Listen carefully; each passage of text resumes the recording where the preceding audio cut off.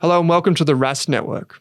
What you're about to hear and see is limited to general financial information only. Please be sure to speak to your financial planner or refer to our financial services guide available at rask.com.au/FSG before acting on the information. Kate Campbell, welcome to this episode of the Australian Finance Podcast. It is wonderful to be back as always, Owen. As always, yes, we're joined behind the mic by podcast manager / producer / everything, Monique Pitziker. How you going? I'm great. How are you? Very good, very good. And we're doing Money and Chill, Kate. Our non-serious episode for the month where we share our savings tips, though for us, as we were discussing off air, most of us, it's just been an expensive month with various bills. I mean, for me, lots of plumbing costs that I've had to spend money and will have to spend money on. We talk about our things we've been reading at the moment, anything interesting happening in the world of finance, what we've been up to at Rask, and just sort of chill out. Yeah, cool.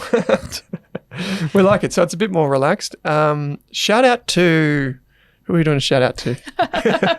Moody, if you're listening. Monique had a moment on the weekend or last weekend? Yep. I was taking photos, had a little conversation with an artist, and I was like, hey, I work on this podcast. He's like, what podcast? Whips out his phone, the Australian Finance Podcast. I'm like, hey, that's the one I work on. I recognise that cover. Yeah. Nice coincidence. That's lovely. So who would have thunk it? That's great. So shout out to Moody. Kate, what have you been doing lately? What have you been working on? Well, I have been studying a lot recently, so I'm really trying to finish my Juris Doctor, my postgrad law degree this year, so there's been some intensive classes over the last week, so my life's been pretty focused on academics recently. Well, that's wonderful. I don't envy that right now. I don't have capacity for that, but that's wonderful. Monique, yourself? What's happening behind the scenes? Anything? Lots of editing and lots of recording. We were in Sydney recently, so I did lots of that stuff. And now I can't wait to be in front of my computer. That's a bit of a chuckle from me. You are behind your computer and in the cave a lot. I love it. Yeah, we've been in Sydney a bit lately recording. We recorded yesterday with BetaShares, InvestSmart, Effie Zahos. Who else am I forgetting yesterday? That was it, yes. Nick Cummings from Intelligent Investor as well. That was a really good chat. We get on the road quite a bit. Probably don't know this unless you watch the videos, but we're not always here in the studio recording. A lot of the times we're on the road as well. I feel like I am nowadays in Sydney more than I'm in the office here in Melbourne. Which is not, it's kind of sounds glamorous to travel for work, but I feel like it's not. Well, none of that extra stuff's ever included. So you have to get up at 5 a.m. to catch your flight to Sydney. You don't get home till late. There's all this extra. You get out of your routine, so suddenly you're not going to the gym. Not going to the gym, you're not eating healthy. Get a lot of value out of you. Okay, so normally what we do every month in Money and Chill is we do talk about some savings, hacks, some lessons, some things that have been going on. Kate, before we get to that, there's one thing that you've mentioned in the notes for today's episode, which was quite interesting. Probably interesting is the wrong word. It's probably not a great outcome. But can you tell us a little bit about an experience that someone had in your life recently? Yeah, so one of our listeners wrote in to say, can we share more about our experiences using Gumtree or Marketplace to sell items? They're worrying a lot about the increasing number of scams. Is there a process that we use to ensure buyers are genuine? Because we have been talking a little bit about Marketplace, Gumtree. I remember you were telling me about your friend's Marketplace hack recently.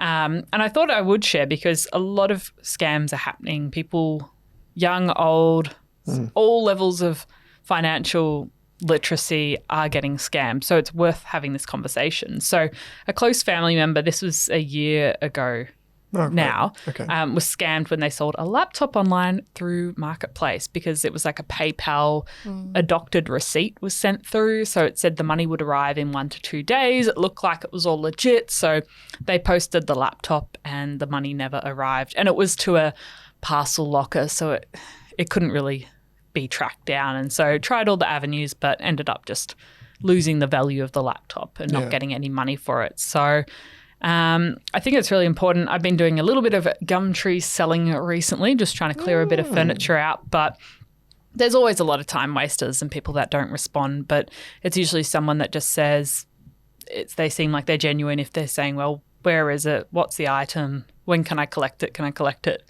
tomorrow at 2 p.m., that kind of thing. And then I usually only give the address, never my exact address, but just the address, or you could always do the property next door to you, and just tell them to meet you at the front. You give them the address on the day, and then on the spot, not everyone has cash now, so some people just do Pay ID on the spot. So before you hand over the item, they can pay. If you've set up Pay ID with your bank account, you can set it up with your mobile if you want, or your email or something like that. They can pay you on the spot and you can see the money, and then I can go, okay, $20 from that lady just landed in my bank account. Here's your item. Yeah. So similar feeling to cash. You get the money instantly because someone might show you they've done a bank transfer. It looks like it's taking 1 to 2 days, but it never turns up. So I think Pay ID or even Beam It, things like that where you can see the cash hit your account instantly is a good alternative to physical cash. Yeah. Yeah, I agree. I'm a fan of that not meeting at your house. I mean, some items you wouldn't be able to remove from your house. Like if you're selling like a fridge, it's often hard to then. I was kind of doing meet some me at the Macca's furniture car park. items. Yeah. But I think that's a good thing. I don't give away your address as like a first thing. And I think as a general rule, anyone that responds like with some sort of, you send me the thing, I'll PayPal you or something like that, until you've got the cash, never release the item. Never. And unfortunately, PayPal's brand was so strong online that now PayPal as the brand is used for those types of scams. Pay ID is something that's not really familiar to a lot of people still, but just for everyone's benefit, basically what happens is you set up with your phone number or your email address a bank account, and then you only have to share that email address or phone number, and automatically people can send it to that email address or phone number. And the transfer happens instantly as well. Yeah, which is the key benefit, as Kate was saying. You can do OSCO, which is like instant payments, but that's below $1,000. So if you have something to sell that's over that, it may take a little bit longer. But yeah, that's a really good one. Another good one would be when you are buying, like when you're on the other side, is just make sure you don't send the money until you've confirmed the quality of the item. And you can imagine that some of the sellers are going to be a bit cagey because of the negative experiences they probably hear online. So that would be one thing, is like just be aware that they're probably going to be a bit cagey and they're not going to give you everything straight away. But I've bought so much off Facebook and Gumtree over the years, like so much. It's where the chickens came from as well. It's always a bit daunting to do it, but I think you can save a lot. And for people that didn't hear the thing that Kate referenced earlier on a few months ago, I was telling a story of a friend who doesn't have social media. The only thing that he has is Gumtree. He's been a gummy for many years, and he just has like the area set and then free. So he's just constantly refreshing that. Like on the train ride home, he'll just check, is there something in this going for free that I can get really quickly? And that the only way it works is if you do respond almost immediately to people. Yeah, and even lots of local communities have buy, swap, sell groups or free groups where you can just join these Facebook groups and find things I always look at locally. those groups for free lemons because I refuse to pay for lemons. Well, there you go. Everyone has an Money-saving abundance of lemons. So Really? I'm like, who has a tree? I'm coming down. Yeah, right. But in a Melbourne, like where you live, up on your side of town, there's a lot of lemon trees and people that have Maybe these it's just like my area. DIY gardens. Yeah, I don't know. Have we all been guilty of taking a lemon off someone's tree that's just hanging over the fence or something Definitely, like this? yeah. I have a friend that's a supplier. Oh, of course. It's She who has you a know. lemon tree in her backyard that no one can access. So I'm the beneficiary of those lemons. That's the best. Fair. I've planted a lemon tree, but it's going to take a long time They take forever. before it does anything. So we'll see about that. But And even okay. check your local council, because mine was running a like a swap meetup where people could bring sort of 10 items each, and they could take 10 items with them. And so that was encouraging reduction of waste in the local community. So your community might be doing something like that too, or you could be the one to start it. We have hard rubbish collection outside our house at the moment. It was actually this morning, and it was interesting. I was pulling out of the drive the other day, and there was a van stopped at the front, looked like a courier van. I was like, oh, okay, maybe it's a parcel. So I waited a moment. No, it turns out it was just some dude that was mustn't have been in the hard rubbish area, dropping his rubbish off outside our house to get collected to save money. No. So he was dropping his stuff on our nature strip, knowing that the hard rubbish was about to come through, so he didn't have to take it to the tip.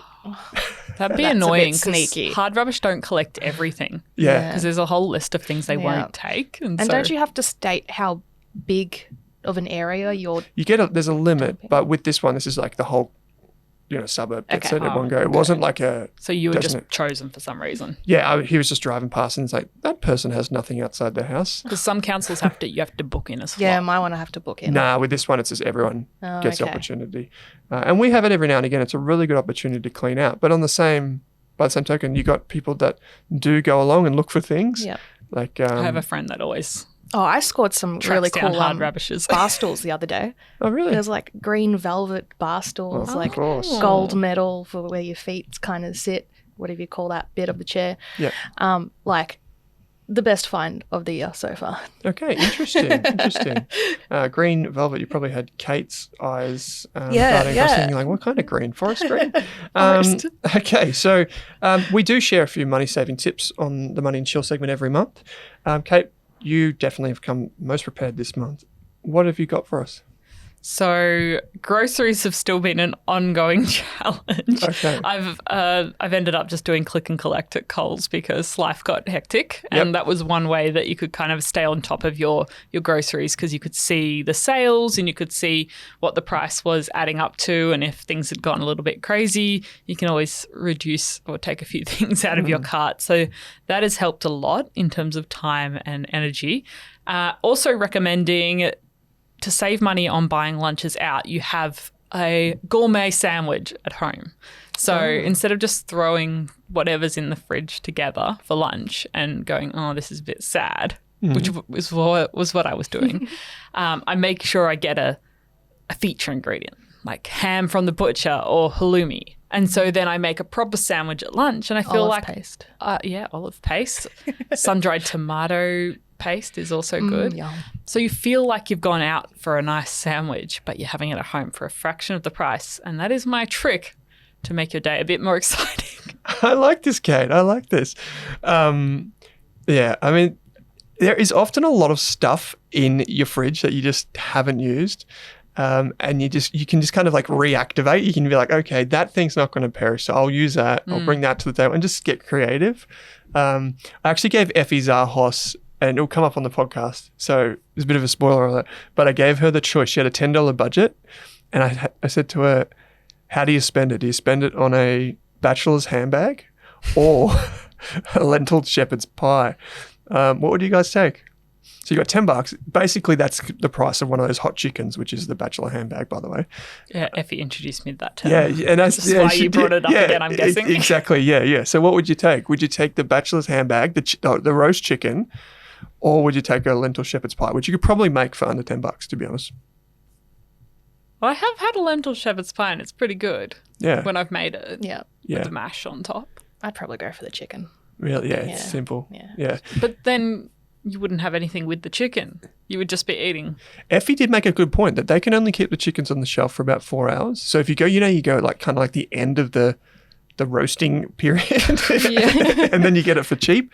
Yeah, that's I have not attended the end of roasting. yeah. roasting Well, time, but- they can only keep it on the shelf for a certain amount of time before they have to transition it. So if you go there, they discount those before the new ones come out. That's a really good way to do it. Anyway, other than that was a good tip from Effie. Have you got anything else from us? For us, I should say. Last month, I said to everyone that I was experimenting with a new energy provider that was providing Yes. a variable energy pricing, Yes. and it was supposed to be cheaper. But in Melbourne, if anyone listening is here, you know that we've had so many 38-degree days and Yeah. 30-plus degree days. And since I've been working and studying at home more, I've needed the aircon. And we had a brownout. Did you over the long weekend? Did you? I don't know if you experienced this in Melbourne. I was away at Inverloch, and they shut down half the power. Oh, really? Yeah. I didn't even know No, that happened. Me neither. Yeah. Maybe it was a country thing. Maybe it was a country thing. Shout out to Inverloch. So your power bill would have spiked It was dramatically. Yes, my experiment was substantially more than my previous bill by about $30 or $40 for the month. How much do you normally pay? So to give us context on the percentages there, like, I think it went from 50 or 60 to oh wow, so Yeah, so it's nearly up like 100. Oh, wow. yeah. what a backfire. It backfired on me. Yes. But now you know. But now you know. tried it out. Yeah. If you could predict the weather patterns, which is Yeah. hard in Melbourne, So they sent an email out to all their clients saying, we know there's been some extreme weather recently and that you've probably noticed that your bill spiked, but no, never fear. This evens out over the year because you get better pricing when you're not using your aircon in the cooler months. yeah, of course. But then you probably need your yeah, heater. heater, which is more. So really, Intensive. I think I'm going back to the old energy Yeah. provider, which was the best Aw. rate when I used the government comparison website. But I tried. You tried. gave it a crack. Yeah. I gave it a crack. And I think sometimes, like, for anyone that's really curious about how the world works, I think you've just got to try things, right? Yeah. And there's a really In good. theory, it seemed good. There's a really good investor from the US who's like venture capital-esque. And he basically says that he gets every gimmicky widget he can possibly get his hands on. And he just ends up with a closet full of these toys and things that he's never used. But at least he tried it and he found out earlier on, because then he can use that to discover if something is really, really good. And you just got to take the risk that you do end up with a closet full of energy providers that you're just like, that didn't work, that didn't work, that didn't work. But now I got this one, which is pretty good. Yeah. It's a bit of life admin to switch back, but Yeah. oh well. Doesn't matter. Yeah. So you went with Coles Click and Collect. Yeah. And did you go with that because it's close to you? Is that why Yeah. you did it? Yeah, right. Okay. And they have a good butcher that I like Did you within the complex. So Okay. you can do that at the same time. did you sign up for Coles Plus? No. Okay. What's Coles Plus? Coles Plus. Yeah, I think that's the name. Sorry, Coles. Coles Plus is the subscription that you can get, and it gives you free delivery, Oh, cool. and you get extra Flybuys points. So we convert our Flybuys points to Velocity points. We also pool our Velocity points, as I was saying to you Yeah. yesterday. So as a household, we pool all spending and Velocity points together. So we get the free delivery. So it's $19 a month. Yeah. But it works out, because we do 2 shops a month, it works out to be about the delivery fee anyway. You only go to the grocery twice a month. Well, for the big shops, because we do HelloFresh during the week. Yeah, okay. because HelloFresh actually saves us money, because one, it controls our portion sizes, and secondly, we don't end up with that kind of, I'm just going to get down and get some bread and milk and then walk out $150 later. Have they gotten better with packaging waste? Because that was Yeah. the thing. Yeah, so they use a lot of like paper-based bags and that Okay. type of a thing. It's gotten better since I tried it in Yeah, lockdown. there's still a little bit of plastic, which you do get. Australia's pretty good with this I mean, you're gonna have comparison to plastic US with and meat, UK. but- Yeah, you're going to have a little bit. Like for some of the ingredients, you just simply cannot get by without it. But like all the boxes are recyclable, the bags you can reuse, these types of things. Do they take them back, the boxes? No, I think because they're fine to be. HelloFresh, I'm sorry if I got this wrong, but we just like compost them. So you can just chuck them in the compost, put some water on them, they break down, they're fine. Just take the plastic off, like the sticky tape off. There you go. Mon, what do you got for us? Well, going off like the whole Gumtree situation we just spoke about, I thought about, how we talk about Amazon a lot and how great the subscription is, and you can watch Prime shows Video. and whatever, but then also the shopping side, you get the free... I get my books the next day. Oh my gosh, Yep, did stuff. you convert? No. Well, I was thinking, I'm like, if anyone's like me, they don't really watch TV and they don't really want to pay for that monthly subscription, but they do some online shopping here and there, but not enough to justify paying, what is it? Is it $10 a month? It's about that. It's not much. Yeah, I know it's not $6.99. much, but it still adds Used up. to be $6.99. They're out there. Yeah. But you can get the annual pricing for 30% off or something. Shout out Amazon. okay. Thank you. Yeah, okay. Yeah. Yep. You're a fan, I know. So if you don't really use it that much, most of the time, like what I want to purchase online is on eBay. And eBay most of the my time God. has free postage. So it's like, Yeah. why do I need to pay for a subscription when I can just get the thing on eBay and it's free postage? Wow. Is this like a Samsung versus iPhone moment? $79 annual charge. There we go. Or $9.99 monthly. How much though? $79 a year. Yeah, cool. You definitely pay for the yearly, right? I probably am not. Well, yeah, I would go. I'd normally do the yearly. Yeah, but it subscription would on make that. sense. Yeah. Same with business owners. If you're a business, a lot of your software will be way cheaper if you commit to a year, or if you're getting new software, as Rask is doing at the moment. Call the software provider, like your CRM or whatever. Even with email hosting, if you're Yeah. buying domains, email, web hosting, pay for a year up front. Yeah, absolutely. It's so much cheaper. And on the bigger things like email, you can actually call the account managers and negotiate a deal in exchange. I've negotiated my Adobe suite before many, many times. Yeah, right. And they're so easy to be like, yep, no worries. Have it for a cheaper whatever. It doesn't make a difference to them. It's probably cost them more to just say yes on the call Exactly. than it actually does to say yes or whatever. Yeah. Yeah. Cool. Okay. Anything else? That's all I had. Okay. eBay. Yep. Shout out Yep. to eBay. There's nothing wrong with eBay, is there? Nothing wrong with eBay. No, nothing at all. Seems like a throwback. It's Yeah. like I my feel like dad very growing up judged. buying things on eBay. No, eBay, great. Yeah, no, I did buy an anchor on eBay recently for the boat. I That's bought good. my first iMac computer off eBay in Really? 2009. Yeah. Yeah, see, that's Yeah. the eBay era. Yeah. Yeah. Taking it back. Yeah. Nothing wrong with it. No, yeah, bring it. Yeah, it's coming back. They've got a subscription as well. I'm pretty sure. Do they? I don't know. Oh, yeah, it's so crazy these days. Like, I think the powerful thing about Amazon that people don't know or don't realize is happening, but like once you get a good experience on Amazon, you're almost certain to go back to it, and to the point where now Amazon, if you look at their financials, they are so powerful in their advertising department. So their advertising, they can actually charge people to advertise their products inside of Amazon, and they'll actually charge you to fulfill your parcel as well now. So as a business owner, you don't even need to have delivery teams because you can just use Amazon. You just put your product on there and say, that's my product. I'm going to advertise and sell it within Amazon. But the key point is, once you use it, you know that it's got everything. So you're just going to go straight back in there, go into the app and be like, bang, done. Got my payment, got my delivery, done. It's so crazy powerful. Anyway, Yep. Okay, like that, eBay. So I would just say this is more like an admin thing for me. I overpaid for RACV. That's a Victorian thing. If you're NRMA, RACQ, Your whatever. roadside assistant. Yeah. I overpaid for that, and they sent me a check for like $250. I didn't realize. I think I must have double B paid them or something. And basically, they sent me a check.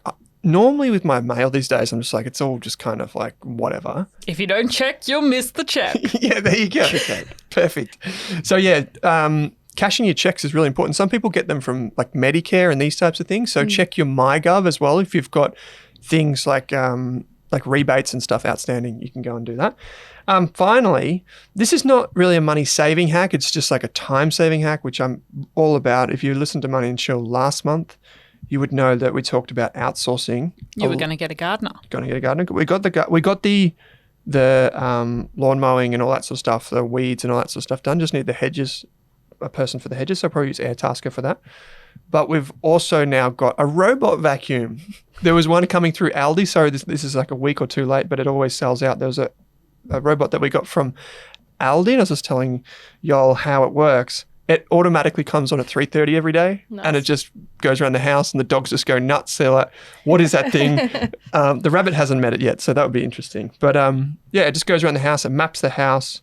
It doesn't pick up like the really nitty gritty kind of stuff. So Like, you still got to do a deep clean. yeah, you still got to do the regular clean. For example, the dog got into the fiddly fig the other day and just pulled out all the dirt and tipped over the pot. It didn't get like all the bits. Did but the fig survive? The fig's fine, fortunately, but it did kill one of the other ones. I don't know what the name of it is, but Your dogs are crazy. yeah. But the point is, it just goes around the house and it does just that general, dusting and cleaning up and whatever. And you can clean you pull the little tray out every few days, and it's fine. It knows when to go back and charge itself. It does all of that. It goes on the carpet, on the floorboards, rugs, everything. So Was it spying on you as well? it's $450. So it's a fair bit of cash, but the amount of time it's going to save us, and just to know that the house is clean. We've got Groodles, which don't shed, but still it's nice to know that there's not a lot of dust being brought in and that sort of a thing. So yeah, that would be my tip. And it was from Aldi. You can get one from the Good Guys at the moment. I think they've got a big sale on their robot vacs at the moment. So go and check that out. Yeah. Lovely. Read the reviews. Cool. Okay, behind the scenes at Rask, we just give you a quick update on what we've been working on. One of the biggest announcements came from someone that wasn't us this week. Many of you will know, we've alluded to it a little bit on the show. We haven't talked about it much. There's certain legal reasons why we can't, but some of you may know that we've partnered with a company called InvestSmart, which is a public company. It's on the stock exchange, and they came out with an announcement recently that said that we are their first partner. So Rask is their official first partner for what they call white labeling. So basically what this means is in the very near future, people will be able to come to Rask and will be able to invest for you. And the way we do that is we create the ETF portfolios. And it's all backed by the InvestSmart technology. So it's a really good partnership, and I'm really excited by that. And if you have any questions, or if you do want to learn more about, maybe it's a family member, maybe it's a friend that you think would be really well served by us managing their portfolio, all you've got to do is head to the link in your show notes. There is a product disclosure statement, or PDS. There is what we call a TMD, which is this new document that basically just helps you understand what the different options are and who they're for, kind of thing. Because we can't give personal advice, like on a podcast like this. The TMD is just a document. You can just jump in there and have a look at the different strategies. There's only 3 strategies. You just select one on the onboarding process. And there's a heap of automation features. Kev would want me to say that, Kevin Fung, our senior analyst, he would want me to say that there's heaps of automation features. So you can dollar cost average. You can use the opposite of a dollar cost average, which is not what the 3 of us are after, but if you're slightly older or you're nearing FIRE or retirement, you can actually pull your money back out through an automated feature as well. So automate on the way in, automate on the way out, and it's all fully managed, which is really cool. So check out the PDS, and it'll all be available there. It's called Rask Invest, as some of you will know that name. Other things to note, behind the scenes, if you take YouTube, as well as the podcasts, the 4 podcasts, the Australian Business Podcast, Australian Finance Podcast, etc., Property and Investors Podcast, basically all the podcasts are at record highs, which is absolutely wonderful because late in 2023, we did see a dip in podcast listenership overall, not just us, but the whole ecosystem. So it's been really, really amazing to see so many people coming back to podcasts in early 2024, and the audiences are growing fast, which is amazing. So keep sharing our podcast with your friends and your family members, or if you're at a gig, give us a shout out. Because that's free word of mouth. When people are at a concert, the last thing they want to hear is a finance podcast suggestion on stage. Australian Finance Podcast. Yeah, shout out my favorite podcast. and here's some rock. But interestingly, we looked at this probably a few weeks ago. The Rask YouTube channel is just taking off. It's actually, we haven't done anything out of the ordinary, I would say. We still record our podcast in video like this. We haven't done the live shows for a while, but those will be coming back soon. So if you haven't already, check out the Rask YouTube channel. It's heaps going on there, heaps. So check it out. We've passed 26,000 students enrolled in courses. So it'll probably be about another month and we can say 27,000, which is amazing. So if you want a free course, Kate's done so much work over on Rask Education. Go and check that out. It's been really lovely hearing from some of you who said you've taken those ETF courses or the property course or whatever. It's all free, so go and check it out. And that's the Rask news. Cue the slide. Yeah. Okay, so finally, we do share with you some interesting finds and resources so you can extend your knowledge outside of Rask, so you don't have to just listen to our podcasts and you don't have to read just Kate's book because she's the only one that's written a book here. Oh, Monique has. We've gone through this before. Yeah, you published a book on photography. Yeah. With minimal words. Minimal words. It's got a title. It's got some stuff in it. But it has a spine, and I think that means it's a book. Yeah, it's a book. Okay, it's got a spine. Yeah. Right, okay. I like this. So, Kate, good finds, interesting resources, good reads. What have you got for folks? Yes, well, you will recall that we went to Emma Edwards' book launch this month for her brand new book, Good with Money. And that was a lot of fun. She spoke, Tash was interviewing her, there was some good food. I think we got seated right near the salt and pepper calamari. So much salt and pepper calamari. Thank you, Emma. A lot of that was being consumed, but fantastic book. Especially if you've got someone in your life that's just at the beginning of their finance journey and wants to understand why they think the things they do about money. She's got lots of really practical activities that you can work through. Also, it's an audiobook, so you could listen to that. So, yeah, I think that's my recommendation for the month. I've read it. I would definitely recommend Good with Money by Emma Edwards and, of course, her podcast, The Broke Generation podcast. She was on the show recently as well, if you do want to get a flavour for Emma's way of thinking. Podcast highly recommended. She's also prolific on Instagram, so you can go and check that out. I think she just thinks about money a very different way to me, and I really enjoy her perspectives. Yeah, it was really interesting when she was getting interviewed by Tash Invest up in front of everyone, and she recounted the time when she realised she was good with money. I don't know if you remember this, but basically, and not to take the words too much out of Emma's mouth, but effectively she said she realised she was good with money when she could help her family out, when she realised that, yeah, I do have some money and I can help you with that. And that was the moment that she realized that actually, I'm pretty good with money now, and it was a long journey for her. So I would encourage anyone to think like, are you good with money? And how, like, what would make you think that you are? Yeah. I mean, that was one of the things she talked about in the podcast she did with us is what would it look like for you to feel good with money? What would need to change in your life? What are some of the actions you need to take? What amount of money, amount of knowledge would make you feel good with money? So giving some numbers and some definition to that instead of having it always elusively out of reach that I'm not good with money, I'm never going to be good with money. How can we start to churn that script around? So really good episode, really good book. So I've got a few resources that I've been consuming. The Diary of the CEO book, Stephen Bartlett, I can't judge on the full book yet. I've picked, this is the book as I've been going through the airports recently. I always go in and have a look to see if your book's there, Kate, to see if Emma's book was there. It was. I sent her a photo.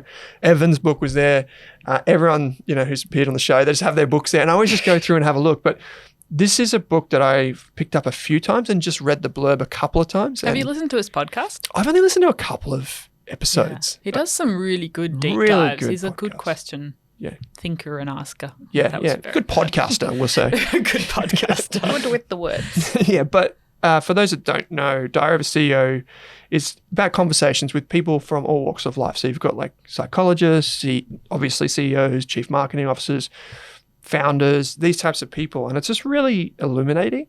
Celebrities, sports people on there. So it's really cool. And he's kind of combined that into the book, which is like the laws for success in life, basically. And I'm only a little bit of the way through. I only picked it up yesterday. But I really like it when someone who writes a book feels like they had to write a book. I feel like that's a sure sign that they've put a lot of effort into it and it deserves your attention, even if you don't read the whole thing. And the reason I bring that up is we recently had Kate Toon on the Australian Business Podcast. Kate Toon is a really well-known marketer and business coach, and she talks about all different types of things over on the Australian Business Podcast. In fact, it's a good enough episode that it could go across all RAS podcasts. It talks predominantly about building a business, but she recently wrote a book called Earning Six Figures in School Hours, and it's about her journey as a mum where she raised her son and how she built a business. So she hated her job, she fell pregnant, and then a couple months before giving birth, she started her business, which is, for most people, is wild when you think about that. And she makes a few wonderful comments throughout the conversation. But one of those things is that, there's never a good time to start a business. And she also suggests that there's never a good time to have kids. Like, everyone's always planning for these big moments in life, but sometimes you just got to do it. And she made so many wonderful comments in that. But one of the things about writing her book, Earning Six Figures, was that she said that when you write a book, you have to feel almost like you're giving birth to something, like you're bringing something to the world that's inside you that you just have to get out. And so when it comes to a book, I think that's what the Diary of the CEO book is kind of like. He's done thousands of these conversations, spoken to so many people around the world. To get a book like that is really, really valuable. So that's why I picked it up. And Kate's book is wonderful as well.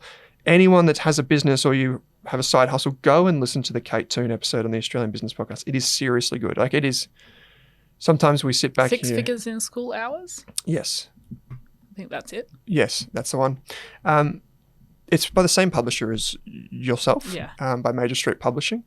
Every now and again, I sit back on across the 4 podcasts and the live shows and everything that we do, and you get people that come along and you're like, wow, that was really, really good. And Kate is definitely one of those people that is like in that top tier where you're like, I didn't know you existed until we had, the chance to meet like this. And I'm so glad that we met. And she is absolutely brilliant. So go and check that out. It's I'll great. have to give it a listen. Yeah. Tom Gaynor recently appeared on The Knowledge Project by Shane Parrish. Shane Parrish appeared on our podcast not too long ago. So The Knowledge Project is one of my favorite podcasts. And Tom Gaynor is often considered like the next Warren Buffett. So he's like a really well-established investor and has set himself up in exactly the same way as Warren Buffett. So for those of you that don't know, Warren Buffett basically invests the money of the insurance company that he runs, right?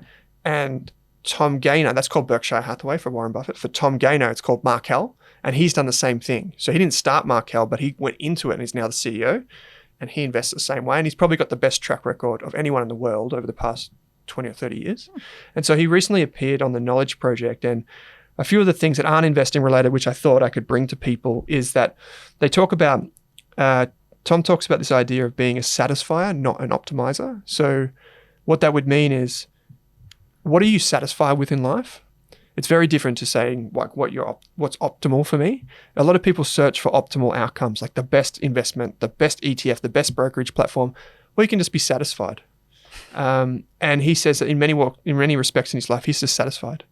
He's satisfied that he doesn't have the flashy car because he's got his car that does the thing. He's satisfied where he works, how he works, who he spends time with, and that is a much easier way to live life. And I think that's a really interesting way to frame things.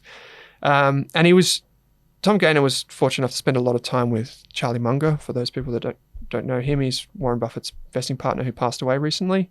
And one of the things he and Shane talked about, and this is where I'll conclude, is that what's good for you in the short term is rarely good for you in the long term.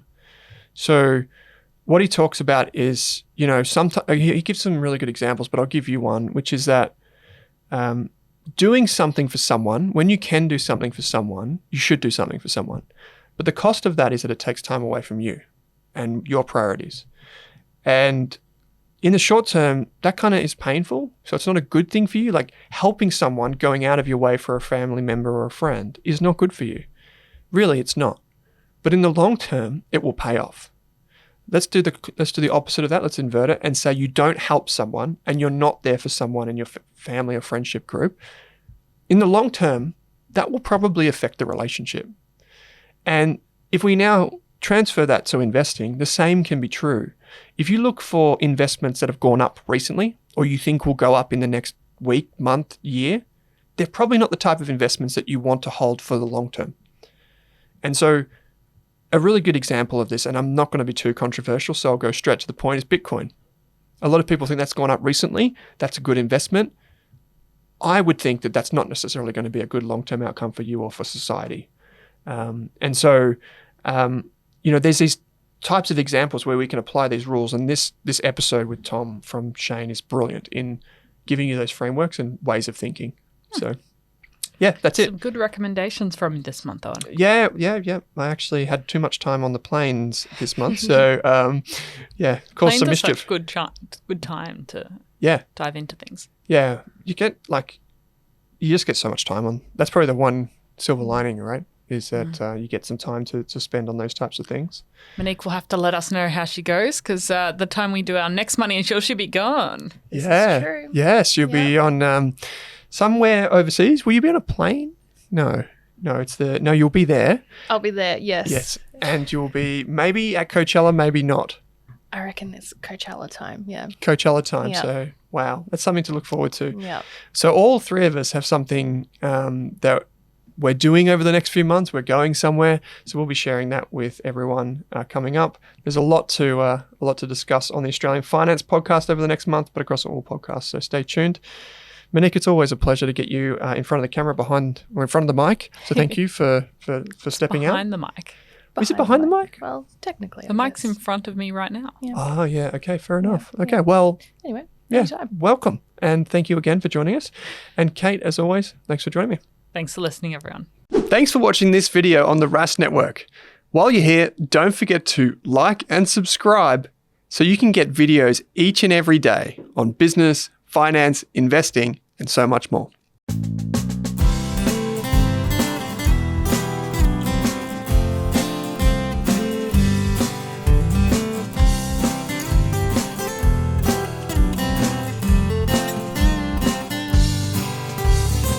feel like it's in front of the mic. No, you say in front of the if you're filming someone, they're in front of the camera. Yeah, so Like if you're filming a movie, the person's in front of the camera because you're filming them and they're in front. so Of the you're camera. behind the mic. But the I'm mic is behind in the front mic. of you. This is like Inception. Yeah, but I'm not in front of the mic. The mic is in front of me. Whoa. I'm confused.